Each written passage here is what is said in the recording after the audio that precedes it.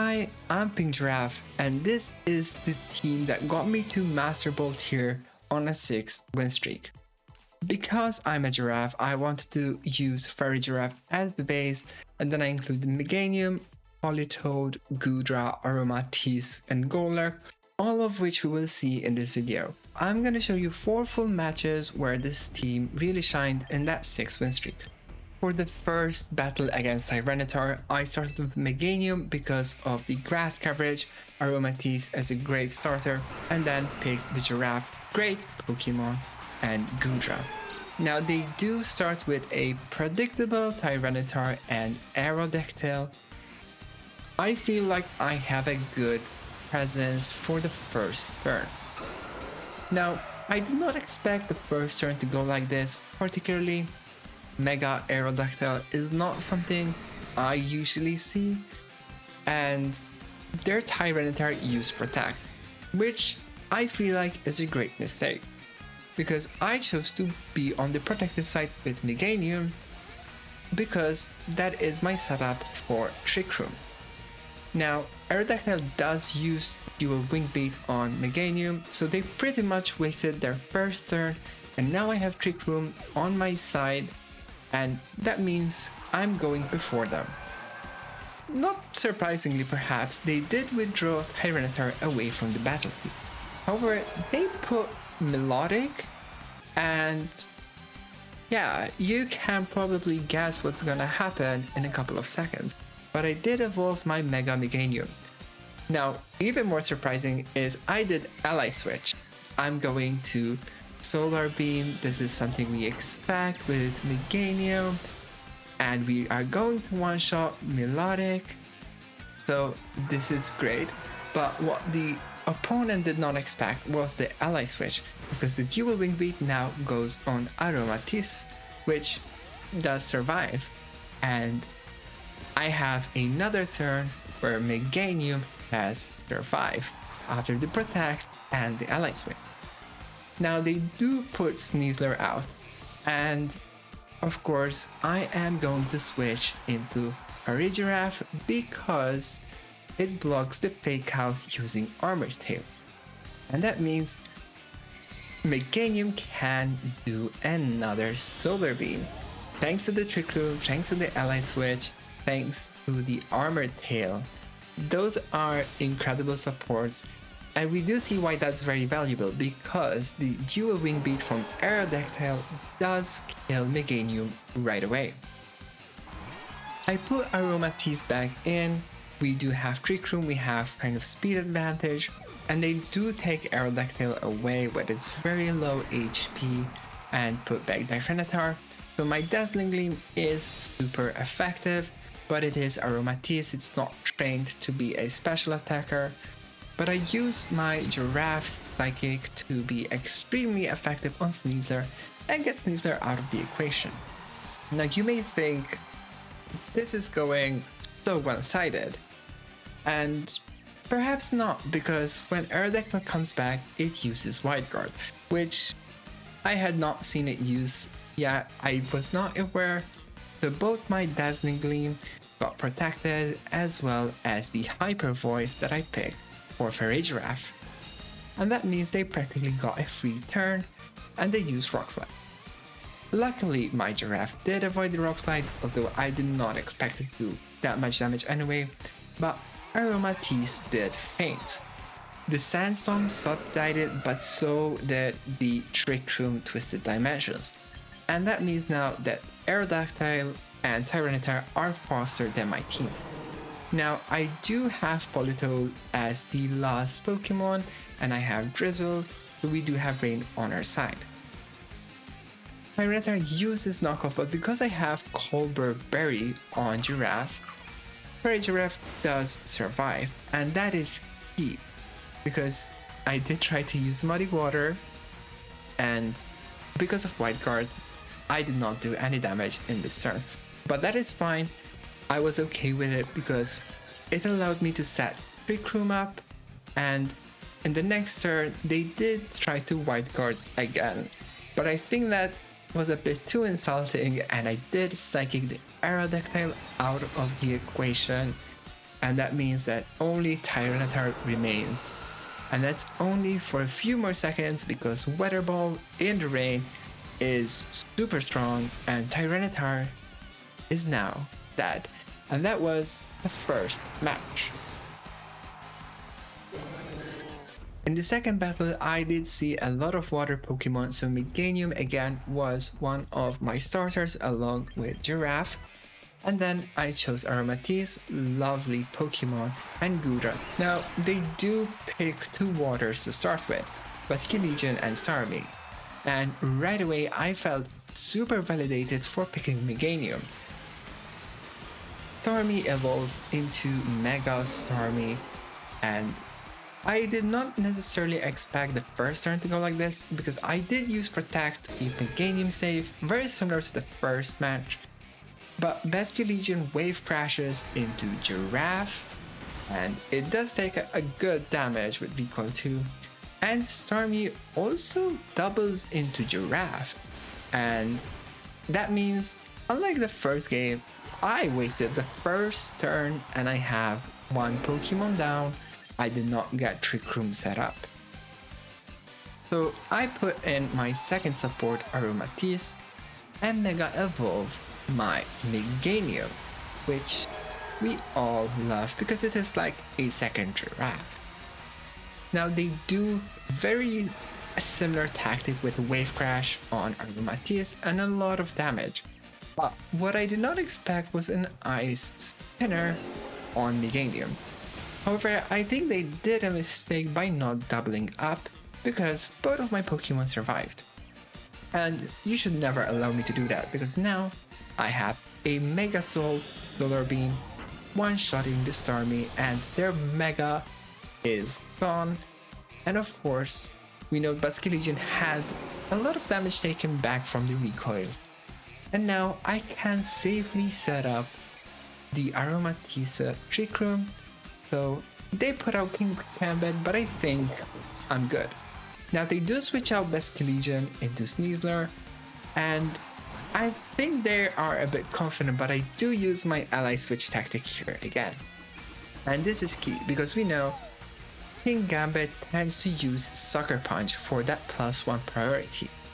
And because I do use ally switch, it targeted Aromatisse and it allowed me to Weather Ball the Kingambit, and because of Mega Soul, it's a fire type and it one-shots it.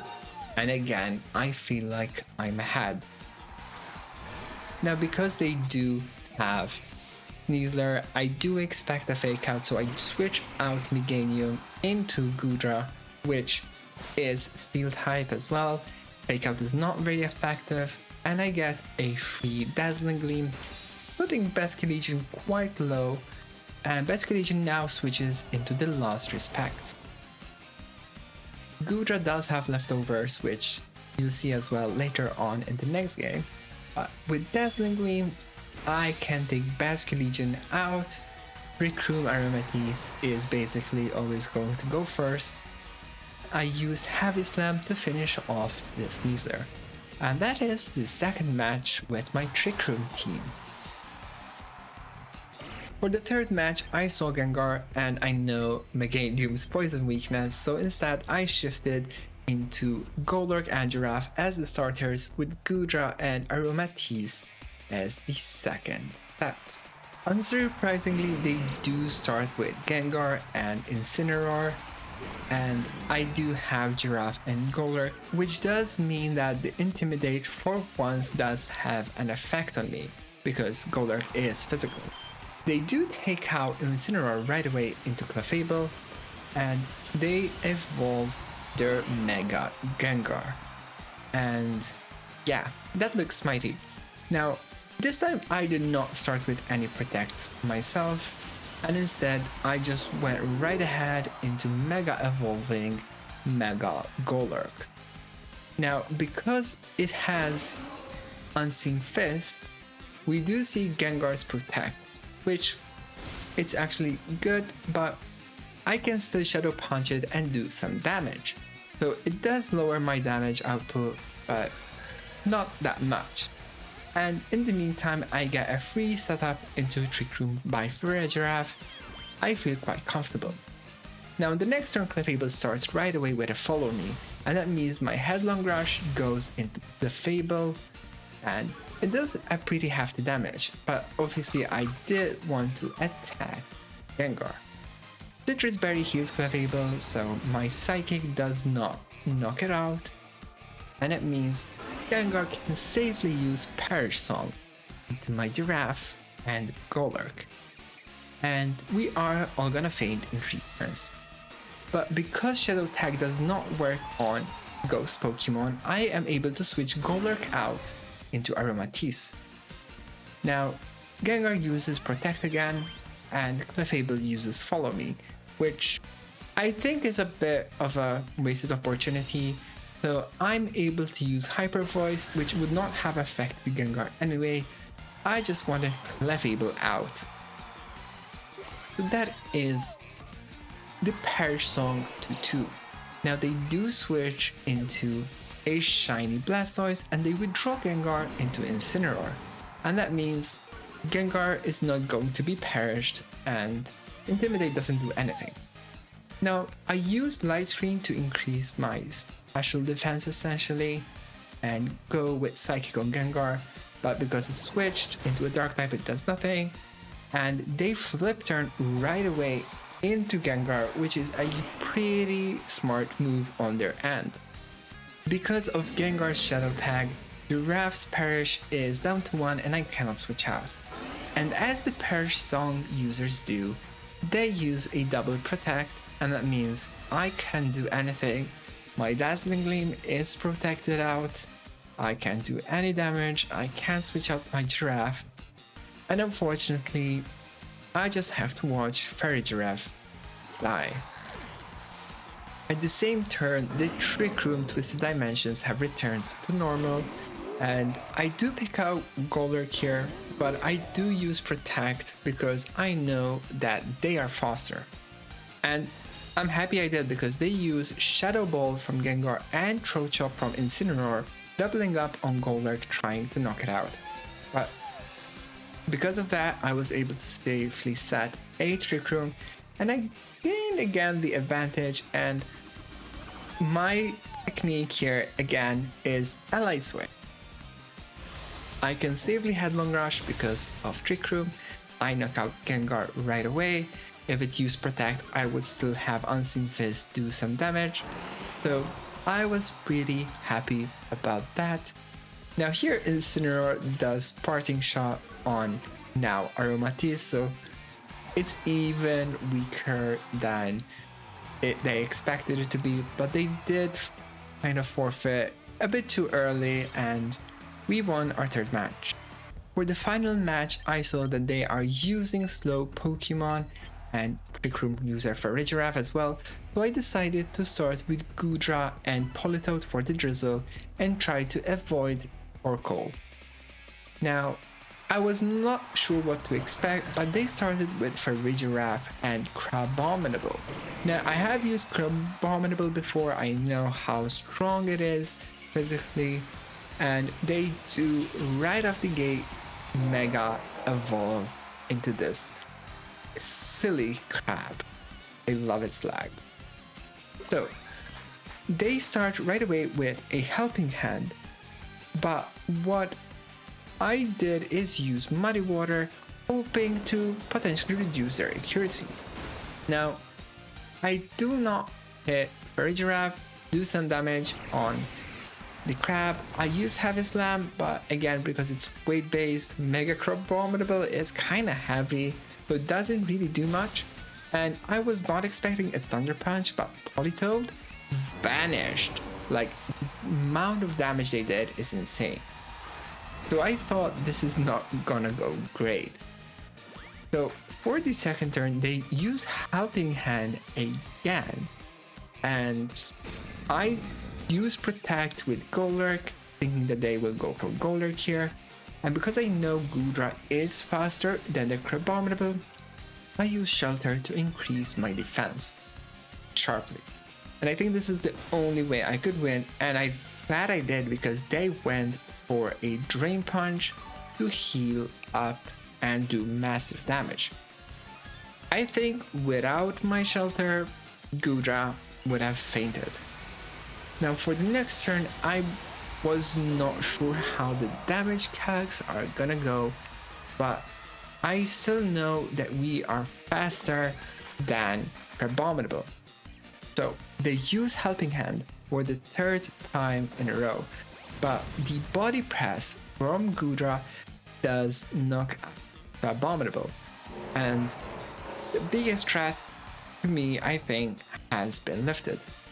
I did try to use Shadow Punch to finish off Crabominable, assuming that Goodra would not have gotten it, but I was lucky, but unfortunately it did not do anything to Giraffe. Now they do use Torkoal and Protect right away. I do know that technique, they do protect against the body press, but because Headlong Rush is Unseen Fist from Golurk, we do 29% damage, and that was important because I know Torkoal's Eruption has more damage the more HP it has. Now, their Farigiraf finally does manage to set up a Trick Room, and we have Goodra and Golurk trying to knock out this Torkoal.